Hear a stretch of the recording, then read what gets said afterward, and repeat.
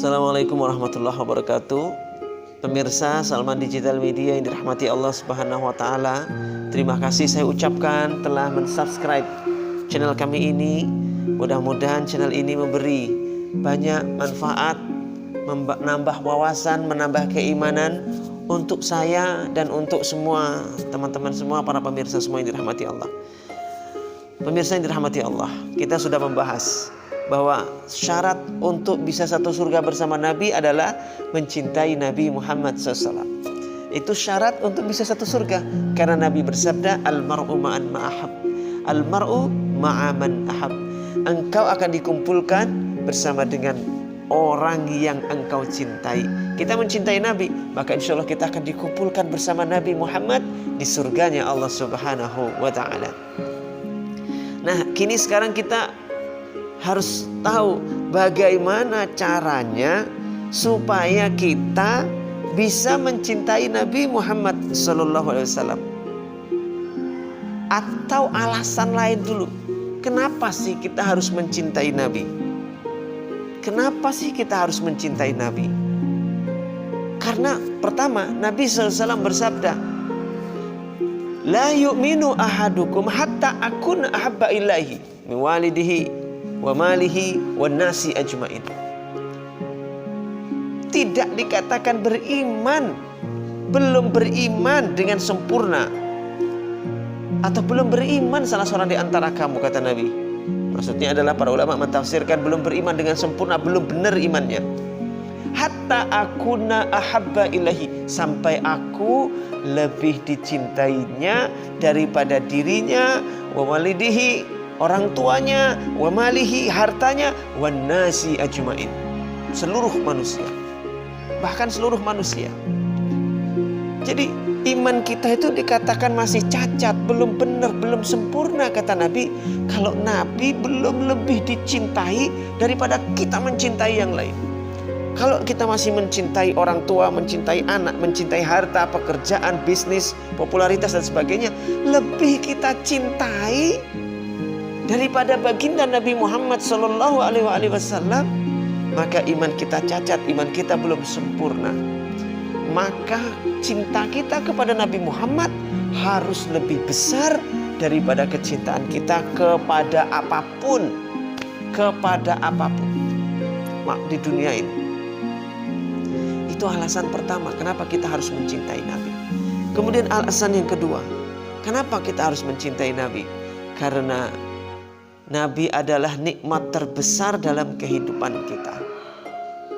Coba, kita sering menyebut nikmat terbesar dalam kehidupan kita adalah iman, Islam, kesehatan, itu nikmat terbesar. Nanti dulu, nikmat terbesar sebelum iman, Islam adalah hadirnya baginda Nabi Muhammad SAW. Pemirsa yang dirahmati Allah, bagaimana kita bisa mengenal Islam? Bagaimana kita bisa sholat? Bagaimana kita bisa merasakan nikmatnya berzikir? Bagaimana kita bisa merasakan ketenangannya dengan membaca Al-Quran? Dan bagaimana kita lisan ini bisa mengucapkan kalimat La ilaha illallah kecuali atas jasanya baginda Nabi Muhammad SAW. Karena jasa Nabi kita bisa mengucapkan kalimat La ilaha illallah, sehingga kita pegang kuncinya surga. Karena La ilaha illallah miftahul jannah, kuncinya surga itu La ilaha illallah. Kita pegang kuncinya surga karena jasanya baginda Nabi Muhammad SAW. Kita bisa membaca Al-Quran, setiap satu hurufnya dikali 10, satu hurufnya dikali 10 kebaikan. Berapa banyak kebaikan yang kita dapat dari membaca Al-Quran? Berapa banyak keberkahan yang kita dapat dari Al-Quran? Lah, Al-Quran turunnya kepada siapa, pemirsa? Kepada baginda Nabi Muhammad SAW. Itulah nikmat terbesar dalam kehidupan kita. Sampai Allah SWT berfirman, Laulaka ya Muhammad, laulaka. Kalau bukan karena engkau ya Muhammad, maka tidak aku ciptakan alam semesta ini. Alam semesta ini diciptakan untuk siapa? Untuk Nabi Muhammad SAW. Karena apa? Karena Nabi Muhammad sebagai asbabul a'zamnya. Kenapa? Bumi ini yang sekarang ini kita diami, kita injak-injak ini, tidak akan berakhir, tidak akan kiamat sebelum Nabi Isa alaihissalam turun. Untuk apa turunnya Nabi Isa? Kepentingannya untuk membenarkan ajaran Nabi Muhammad sallallahu alaihi wasallam.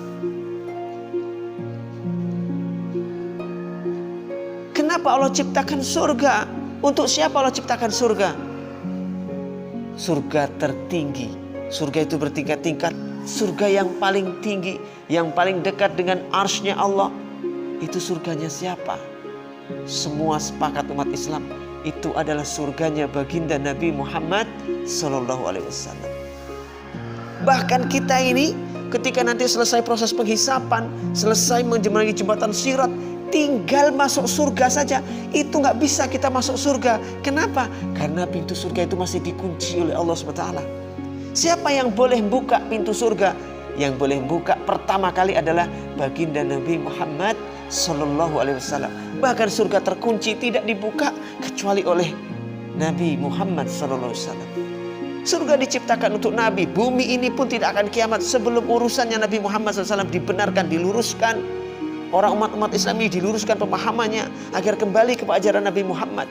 Semua urusannya, dunia ini, alam semesta ini, bahkan sampai di akhirat nanti, urusannya Nabi Muhammad SAW. Bahkan di padang mahsyar, ketika seluruh nabi tidak bisa memberi syafaat, seluruh nabi sibuk dengan urusannya sendiri-sendiri, seluruh nabi ketika dimintai syafaat, kami pun lagi bingung dengan nasib kami. Hanya Nabi Muhammad yang diperkenankan oleh Allah SWT memberi syafaat untuk manusia semesta alam. Begitu seluruh umat tidak pandang bulu, baik yang Islam ataupun yang kafir, semuanya dalam kebingungan di padang mahsyar. Bahkan para nabi pun merasa ketakutan di padang mahsyar nanti ketika di hari kiamat dibangkitkan. Pertama kali yang memberi syafaat adalah Nabi Muhammad. Nabi Muhammad berdoa, minta sama Allah, bersujud sama Allah agar urusan di pengadilan di hari kiamat nanti, agar proses hisab segera dimulai. Nabi Muhammad minta, jangan dikatung-katungkan kami di padang mahsyar ini. Jangan dibiarkan kami terkatung-katung. Jangan dibiarkan kami terombang-ambing, tidak jelas, tidak ada kepastian. Matahari didekatkan, semua kepanasan, semua bertelanjang, semua kebingungan mau bagaimana. Allah mendiamkan seluruh manusia, sejak yang awal hingga yang akhir. Didiamkan, tidak diopeni oleh Allah, dibiarkan semuanya. Kecuali yang dapat naungan dari Allah SWT.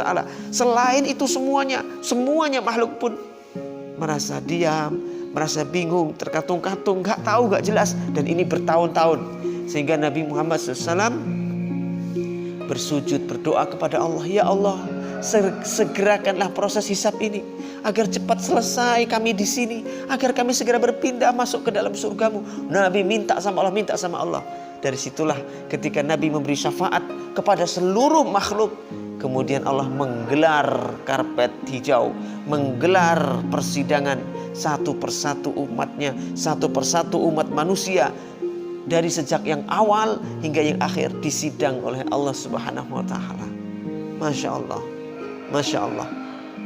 Itulah kenapa kita harus mencintai baginda Nabi Muhammad sallallahu alaihi wasallam.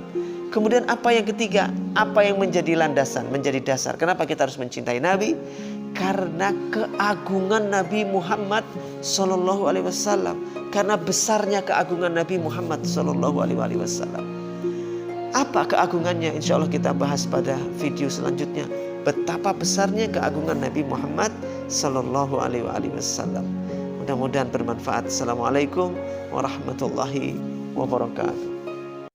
Assalamualaikum warahmatullahi wabarakatuh. Teman-teman semua yang dicintai Allah, bagi teman-teman yang punya produk dan ingin kami endorse serta kami tayangkan di semua akun media sosial kami, akun YouTube, di akun-akun Facebook kami, Instagram kami, dan WhatsApp kami, silahkan catat nomor ini. Nanti insya Allah produk-produk teman-teman semua akan kami endorse dan kami tayangkan di akun-akun tersebut. Semoga bermanfaat, makin laris dagangannya dan semakin berkah. Assalamualaikum warahmatullahi wabarakatuh.